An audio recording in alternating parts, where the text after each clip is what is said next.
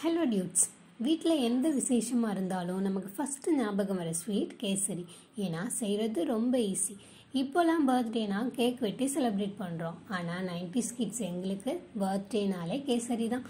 அப்படி கேசரி சாப்பிட்டு birthday celebrate பண்ண 90s கிட்டா நீங்கள்? அப்போ ஒரு எல்லோ ஹார்ட் கமெண்ட்டில் தட்டி விடுங்க. கேசரி எல்லாருக்குமே செய்ய தெரியும். இருந்தாலும் சின்ன சின்ன குக்கிங் டிப்ஸோட நாமளும் கேசரி செய்யலாம் வாங்க.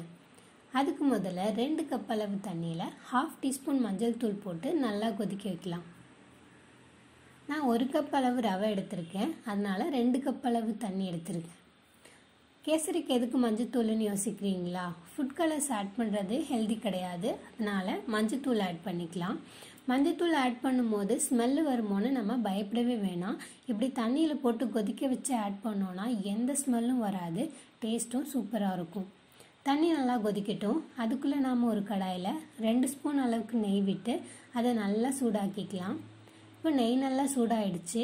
அதில் கேஷ்யூஸ் ஆட் பண்ணி நல்லா கோல்டன் ப்ரௌன் கலர் வர வரைக்கும் ஃப்ரை பண்ணி எடுத்துக்கலாம்.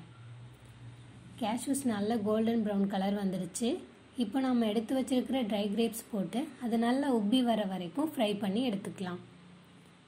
ரெண்டுமே நல்லா ஃப்ரை ஆயிடுச்சு.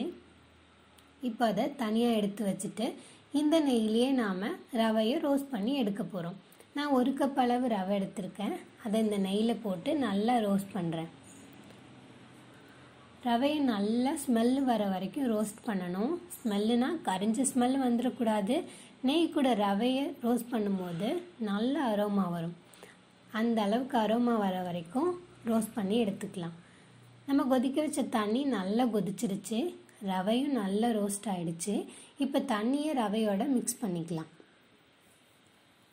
தண்ணியை மிக்ஸ் பண்ணும்போது ரவை கட்டியாகிறதுக்கு சான்சஸ் இருக்குது, அதனால ஃப்ளேமை நல்லா லோ ஆக்கிட்டு தண்ணியை மிக்ஸ் பண்ணிக்கலாம்.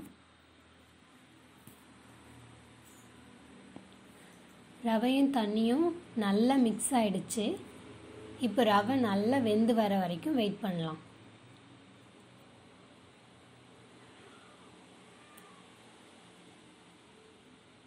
ரவை நல்லா வெந்து வந்துருச்சு.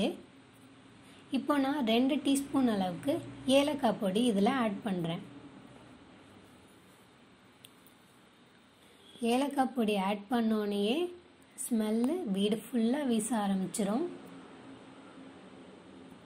ஏலக்காய் பொடி கேசரிக்கு ரொம்ப இம்பார்ட்டண்ட்.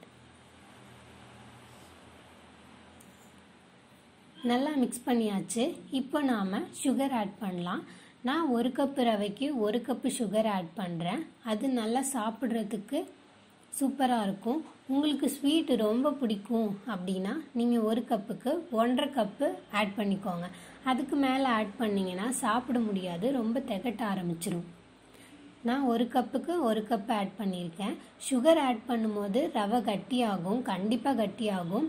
ஸோ ஃப்ளேமை நல்லா லோ ஆக்கிட்டு நம்ம சுகர் ஆட் பண்ணி நல்லா மிக்ஸ் பண்ணிக்கலாம். இப்போ ரெண்டுமே நல்லா மிக்ஸ் ஆயிடுச்சு. இப்போ நம்ம ஃப்ரை பண்ண ட்ரை ஃப்ரூட்ஸை இது கூட ஆட் பண்ணிக்கலாம்.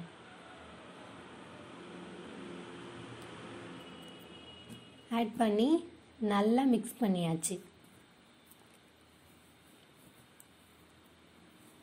இந்த ஸ்டேஜில் 1 ஸ்பூன் அளவுக்கு இதில் நாம் நெய் விட்டு மிக்ஸ் பண்ணலாம்.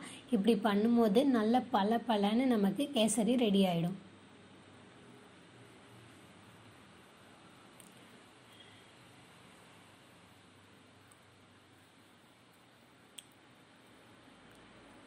அவ்வளோதான், 5 மினிட்ஸ்க்குள்ளே சூப்பராக ஒரு கேசரி ரெடி ஆயிடுச்சு.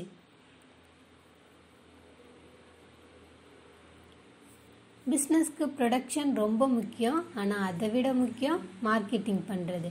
நாம் அப்படியே கொடுத்தோன்னா எல்லாரும் சாப்பிடுவாங்க. ஆனால் சூப்பராக பிளேட்டிங் பண்ணி கொடுத்தோன்னா இன்னும் நல்லா சாப்பிடுவாங்க.